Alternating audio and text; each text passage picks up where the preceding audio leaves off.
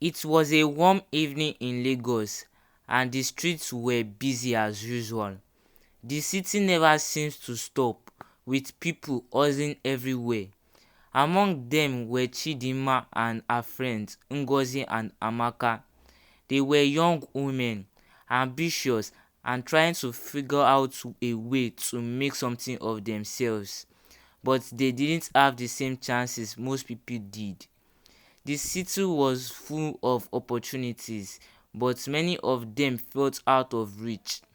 Chidinma was 23, studying at the University of Lagos. Her family wasn't rich, but they got by. Her mom ran a small bakery, and they lived in a modest house.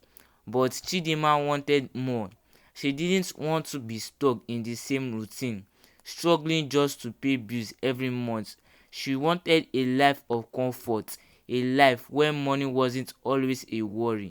One day, while sitting in the school cafeteria, Chidinma met Tunde, a guy who seems to have everything going for him. He had the latest phone, always dressed well, and he was always talking about his side hustle. Curious, Chidinma asked him what he was up to. "Simple stuff," Tunde said with a grin. "I'm making money online. It's easy, you just have to know the right way to play the game." Tunde explained how he and a group of friends were scamming rich foreigners by pretending to be someone else online. They did send fake emails, trick people into thinking they were someone important, and get them to give up money without even realizing it.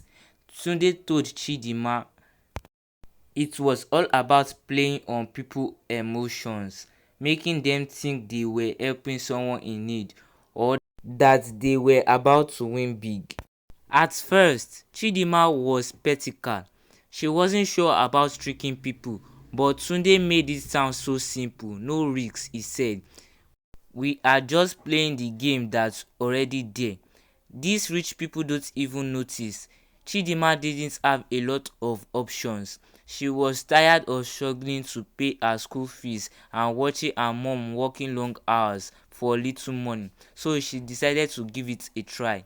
Her first few attempts were small. She sent out fake emails pretending to be a bank official or a woman offering her amazing business opportunities.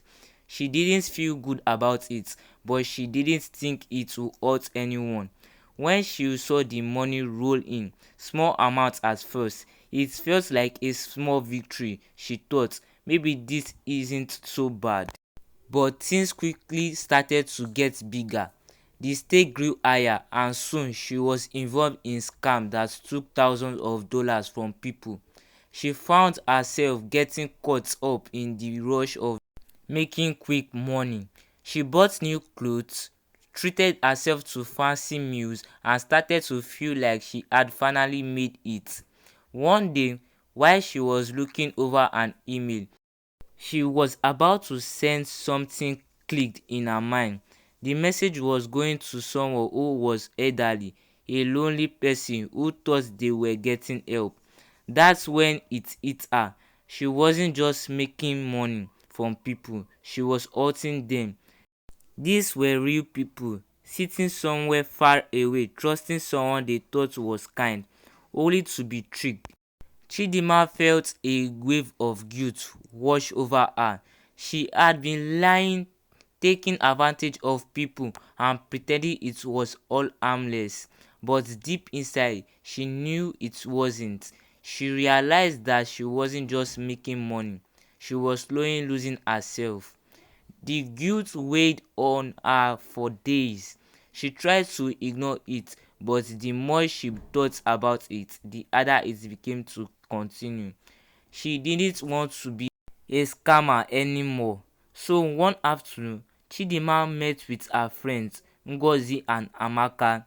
They were sitting at a small cafe, sipping on cold drinks, talking about their latest wins.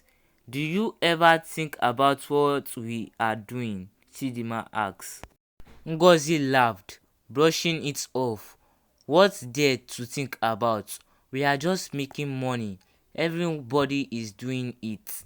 Amaka was quieter, always working in the background. It's easy money, she said. Chidinma shook her head. It's not just easy money, Ngozi. It's wrong, and one day it's going to catch up with us. But Ngozi just laughed again. We are smart.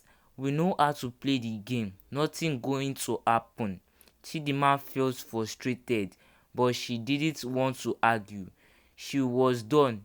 She didn't want to be a part of it anymore. Over the next few weeks, she slowly pulled away from the group. She deleted her fake account, stopped sending out emails, and started looking for a different way to make money. She got a part-time job at a tech company and even enrolled in a coding class. It wasn't easy, but it felt right. It felt like she was finally doing something with purpose. But even as she left the world of scams behind, Chidinma couldn't shake the feeling of what she had done. She thought about her friends, Ngozi and Amaka, who were still deep in the game. She knew they were making money, but at what cost? One day, Ngozi messaged her, "I think you were right, but it is too late for me now." Chidinma's heart sank. She knew that Ngozi, like many others, would never be able to get out of that life easily. It was too late for some, but for Chidinma, it wasn't too late. She had taken the hardest step.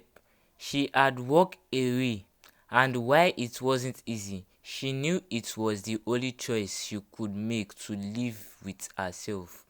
Chidinma didn't become rich overnight, but she built a life with honesty and hard work. She still thought about her friends, about the life they hadn't choose, and the life they had hurt. But she also knew one thing.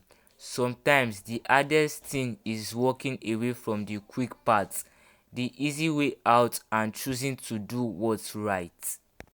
The end. Thanks so much guys for watching this video. Please guys, do not forget to like this video. Tell me what you feel about this story in the comment section.